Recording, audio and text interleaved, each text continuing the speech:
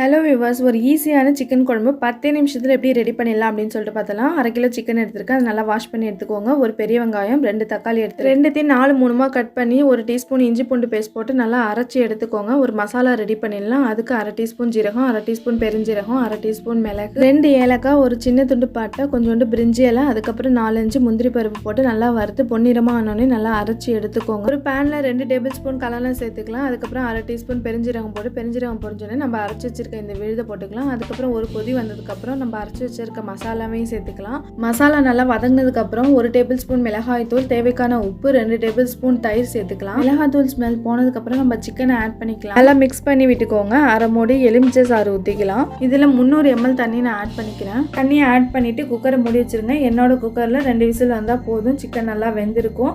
ரொம்ப டேஸ்டான சிக்கன் குழம்பு ரெடி ஆயிடுச்சு. இந்த வீடியோ பிடிச்சிருந்துச்சுன்னா லைக் அண்ட் சப்ஸ்கிரைப் பண்ணிக்கோங்க. தேங்க்யூ, பாய்.